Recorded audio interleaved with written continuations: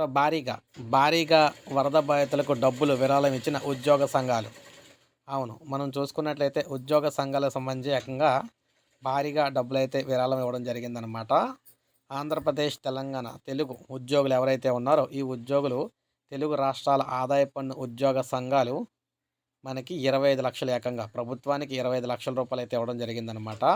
ఆంధ్రప్రదేశ్, తెలంగాణ ఆదాయ పన్ను ఉద్యోగ సంఘాలు 2 తెలుగు రాష్ట్రాల్లోని వరద బాధితుల సహాయార్థం 25,00,000 విరాళాన్ని అయితే అందించాయి.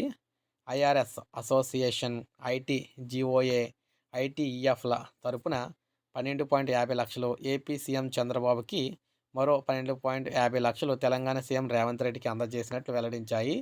సామాజిక బాధ్యత, సేవా దృక్పథం కింద తాము సాయం అందించామని సంఘం నేతలైతే తెలిపారనమాట. సో, ఈ విధంగా ఉద్యోగ సంఘాలు ప్రభుత్వాలకే రివర్స్‌లో సాయడం. ముఖ్యంగా చూసుకుంటే రాష్ట్ర ప్రభుత్వాలు ఉద్యోగులకు సంబంధించి ఎన్నో పెండింగ్ బకాయిలు ఇవ్వాల్సి ఉంటుంది. ఎందుకంటే పీఆర్సీ బకాయిలు కావచ్చు, డిఏ బకాయిలు కావచ్చు ఇవ్వాలి. కానీ రివర్స్‌లో ఉద్యోగులే మళ్ళీ ప్రభుత్వానికైతే ఈ విధంగా విరాళాలు అయితే ఇస్తూ ఉన్నారన్నమాట. చాలా మెచ్చుకోదగ్గ విషయం. సో, ప్రతి ఒక్కరు ఒక లైక్ చేయండి. సబ్స్క్రైబ్ చేసుకోవద్దు. మన ఛానల్ సబ్స్క్రైబ్ చేసుకొని